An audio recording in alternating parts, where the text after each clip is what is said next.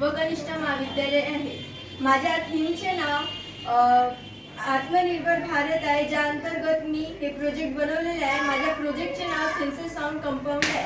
हे शेत आहे ज्यामध्ये मी सेन्सर साऊंड कंपाऊंड तयार केलेला आहे। हा आहे सेन्सर साऊंड बॉक्स, ज्यामध्ये मी सेन्सरची चिप ॲड केलेली आहे। हा सेन्सरचा तार आहे ज्याचे कनेक्शन मी शेतातल्या डीपीला ठेवलेले आहे। जर आता शेत आहे, शेत म्हटल्यावर पीक येतंच आणि पीक खाण्यासाठी प्राणी तर येतातच।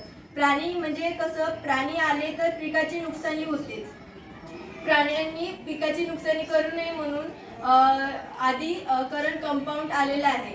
ते करंट कंपाऊंडमुळे कसं व्हायचं की प्राण्यांची जीवितहानी व्हायची व शेतकऱ्याला गलतीने करंटचा तार जर शेतात असला तर शेतकऱ्याची आत्महत्या व्हायची।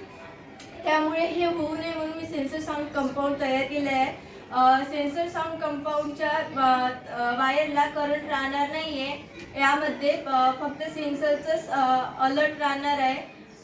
हा साऊंड बॉक्समध्ये आवाज बॉम्बचा फिट केलेला असणार आहे, ज्यामुळे प्राणी तर आवाजाला भेटतातच आणि भिल्यामुळे ते तिकडे पडून जाणार। जर चुकून त्यांचं डायरेक्शन शेतामध्ये वळलं तर याला आपण लोखंडी ताराचा कंपाऊंड पण करू शकतो, ज्याला करंट राहणार नाही।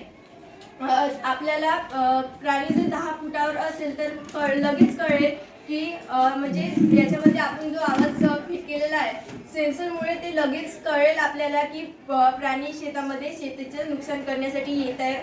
म्हणून आपल्याला 10 फुटापेक्षा अंतर त्यामध्ये आपल्याला ॲड करता येतं।